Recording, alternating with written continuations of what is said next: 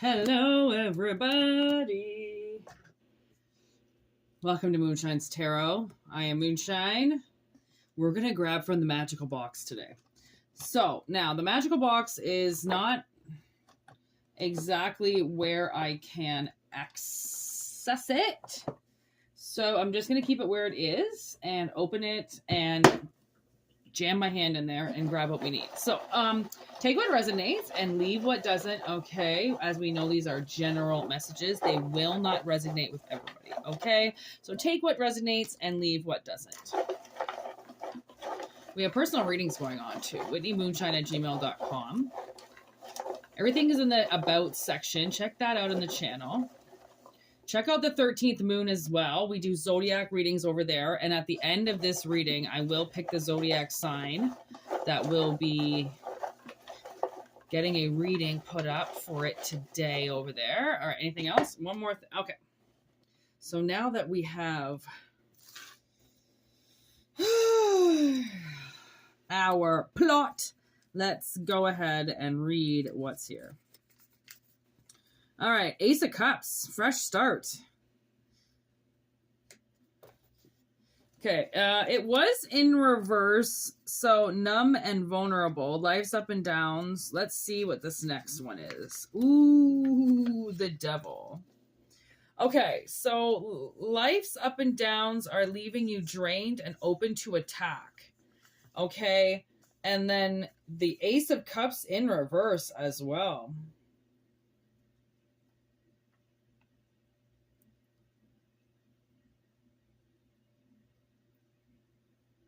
So I kind of think like the chalice is about rituals. How witches use chalices as legends of the Holy Grail too, goblets, rituals for thousands of years. I feel like somebody has done some type of chalice ritual against you. Like, I don't know if they're trying to make you an alcoholic or they're trying to get you to battle your feelings, your emotions. Like the devil's attacking you. There's the Tower. Upright.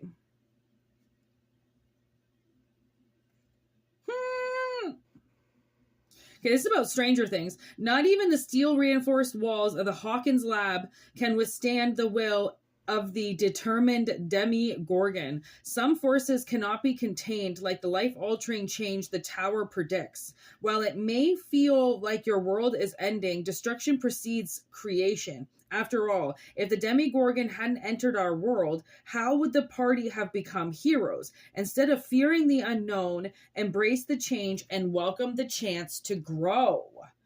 Ooh. Okay, so it's like somebody's leaving the devil behind. And they were scared to leave the devil behind because they didn't know what it was like to live without him. Seven of Cups.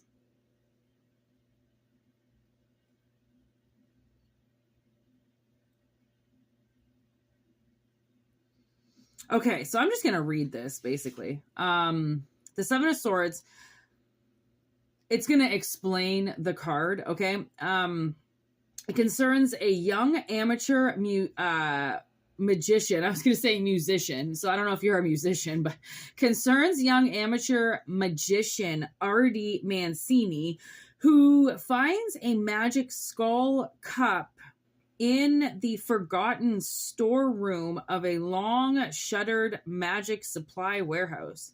The skull draws Artie into the world of illusions, where he imagines a life of wealth and celebrity, living in a castle and marrying Rita Hayworth.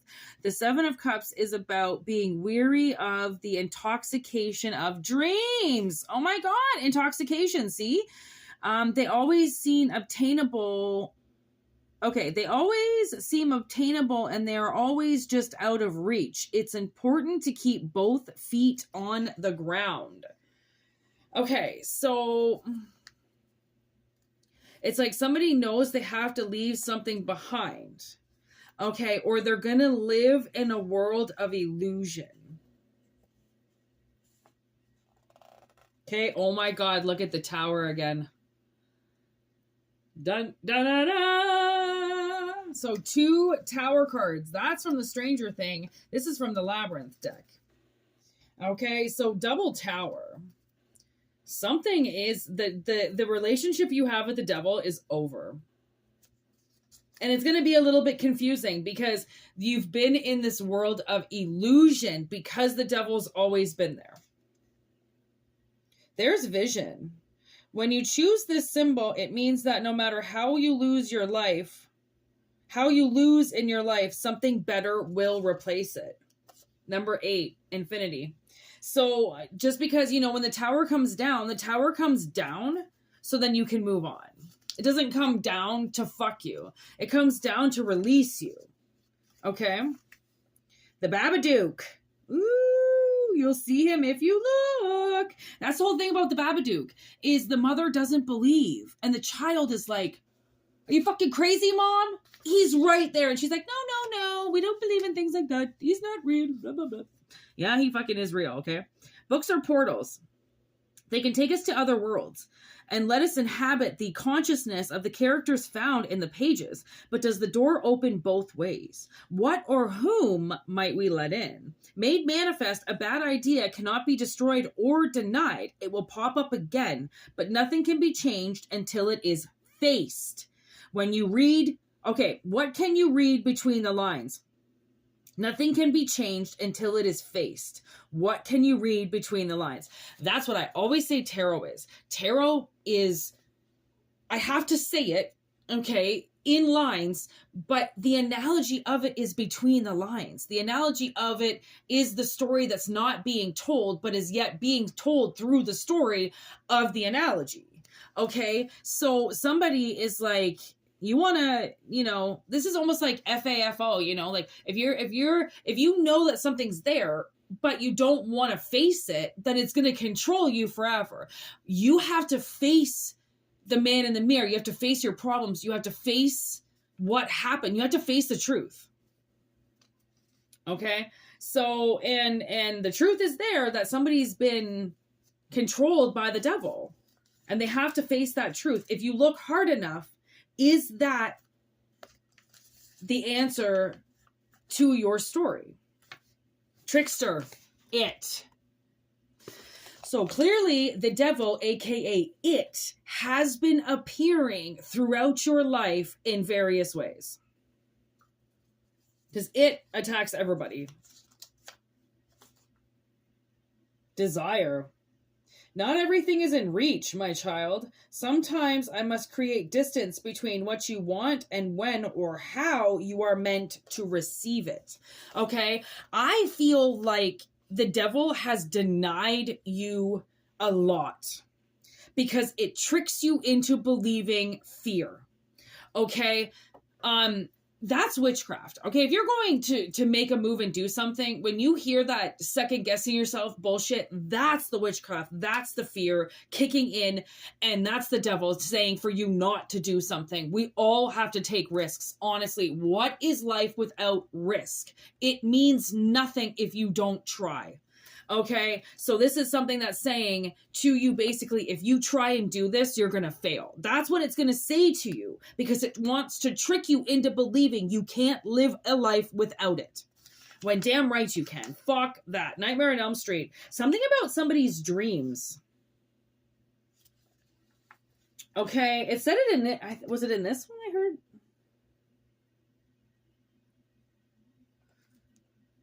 Dreams.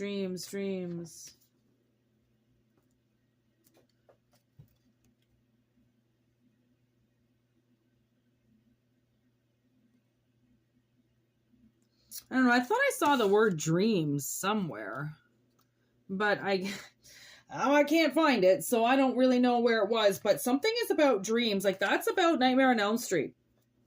Everybody's got a dream.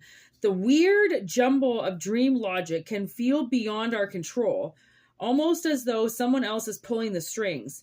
It might be unclear where we are or where we've arrived or how we arrived there, but a surreal turn can cue what's really happening, and a lucid chance to turn our back on the stuff of nightmares. Dreams tell stories. Listen.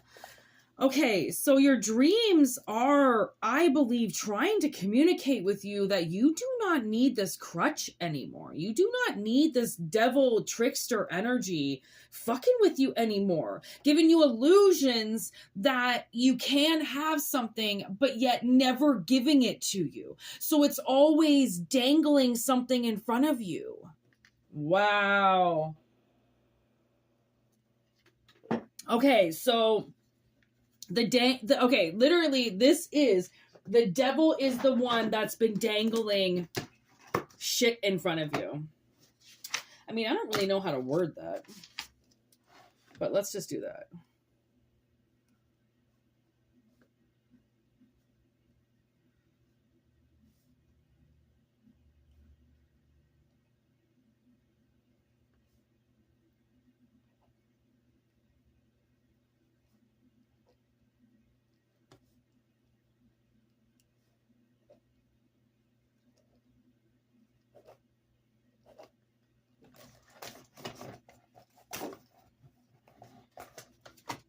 Whoops.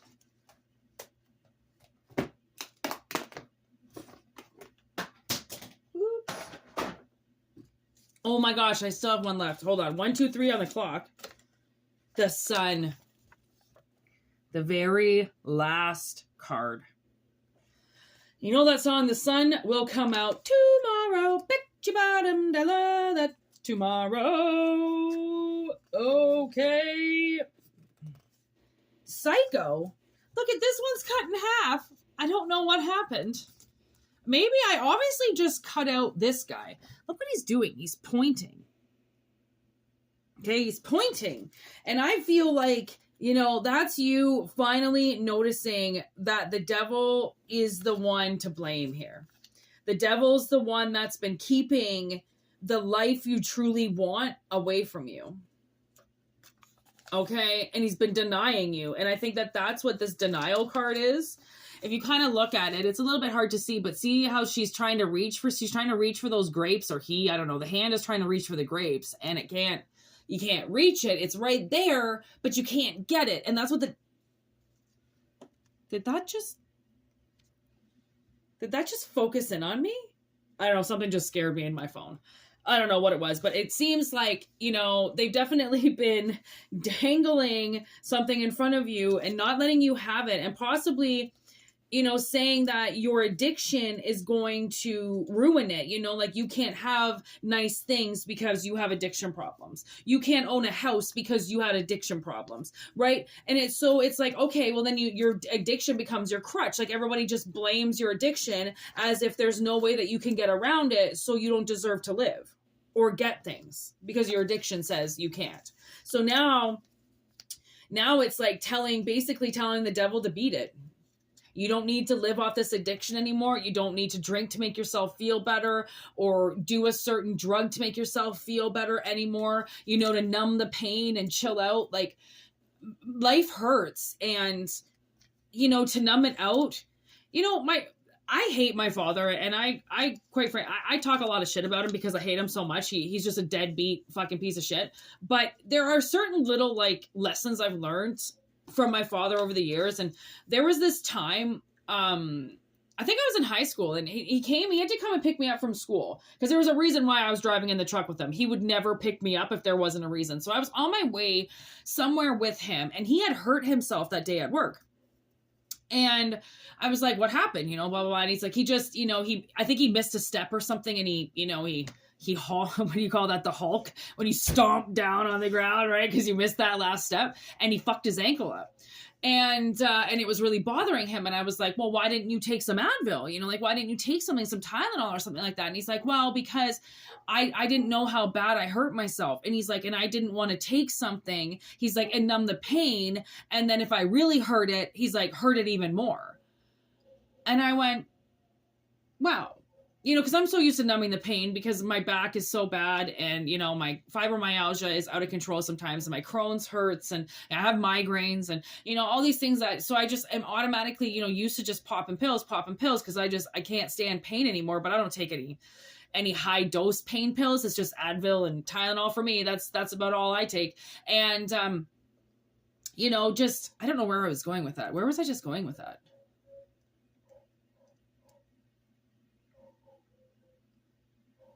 I don't know, but like at the same time, like as now that I'm thinking about it, if you have a lot of things that's wrong with you, I know that like if I took a couple shots of something, all my pain would go away. Like I know that. I know that a lot of alcoholics are in pain, which is why they drink. Oh yeah, my father, I fucking hate him. So that's why I don't talk about him. But he kind of taught me that when you hurt yourself and when you have pain, sometimes it's good not to take the pain pills right away, just to see the magnitude of damage that you've done if you've done a lot, or if you're just a pussy and you can't take pain, right? Kind of thing. But I do feel like maybe you have pain, maybe there's something wrong with you and you take these pills and because you want the relief of the pain. But now what the universe is kind of saying is that you don't need that addiction anymore. You can deal with the pain. The pain is not, the thing is that pain it's such a mental thing. There's so many ways to rehabilitate your body through pain, right? So then the pain subsides. Like a lot of where pain comes from is because people aren't moving because they're in pain. And if you don't move when you're in pain, then the pain gets worse, right? Because it's a buildup of, tissue and blood, and your muscles need to be moving, right? You pull your muscle because you've overworked it, and then you need it to repair itself. But as it repairs itself, you still need to be using the muscle. It can't just be dormant. It can't just be stagnant and just stop. And that's what a lot of people's pain really comes from, is that they're not moving because it hurts too much, but you have to work yourself through the pain. And then you realize that pain cannot control you. Then you start looking into other things like edibles, okay, like topicals, things that can help you through pain without being so fucked up or without having to take such a high dose of something. The reason why I have Crohn's disease is because I hurt my spine as a child. My parents didn't know, so they didn't care that I hurt myself. So I grew up with migraines because my spine was crooked and basically broken. So I would get these migraines so bad, right, that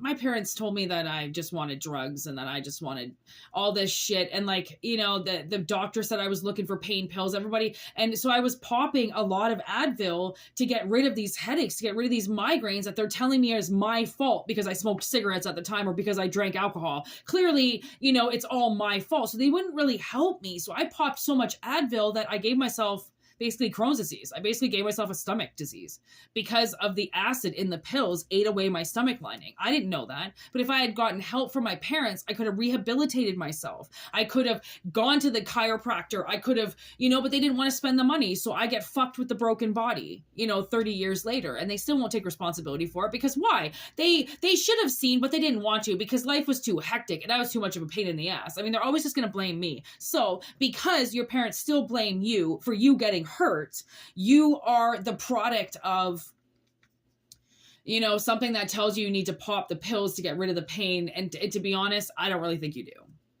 right? I think it's a lot of mind over matter. I think once you get moving, I think especially if it's leg pain or back pain, move around, get walking, right? Strengthen your back, go to the gym, work out on like the best thing you can do with a fucked up back is to work out, is to gain muscle around your spine. So then you don't compensate, right? Because like I have to work on my stomach muscles a lot because my stomach takes my abdomen takes the weight of my back right off. So I'll contract my abs to keep my spine straight and take some of the pressure off my back muscles, right? There's a lot of things that you can do, right? And like, I mean, if I could pop a lot of shit and just be okay, but I also smoke weed and get like that. So, and then like in a half an hour, I'm good. I feel better and whatever. So it's like, I don't know if somebody's going to figure out the medicinal way to do something and kick the devil out of your life, but I'm pretty sure you don't need the devil around anymore. Okay. And the devil he usually becomes a crutch. He's usually somebody that will say, well, you can't do it without me. And you're in too much pain and why do it without me? When I can relieve the pain from you and I can, it's just the devil's just going to fill you with bullshit on the easiest way to get the quickest results. We know that life isn't easy. We know that life is a marathon. Okay, marathons are not to be sprinted through. Marathons are to be rested through, walk, then run, then you bike, then you swim. Marathons, you do, various different things throughout them, just like your life. So to sprint through your life is stupid. Okay, so leave the fucking devil behind. I don't really think you need him. But if you need me, whitneymoonshine@gmail.com is how you get in touch with me. Okay. And I think you're kicking the devil out of your life. I don't think you have room for him anymore. So there's going to be a lot more responsibility coming. There's going to be a switch around. Okay. There's going to be a huge commitment coming just to prove that you were fucked with for as long as you were. All right. So take it or leave it if it resonates. Peace out. Have a wonderful day. Happy Super Bowl Sunday. Yeah, that's all I got to say. Usually it's on my birthday, but this year it wasn't on my birthday. So thank gosh. Whatever. Anyways, doesn't really matter. Peace out. All right. Have a wonderful day.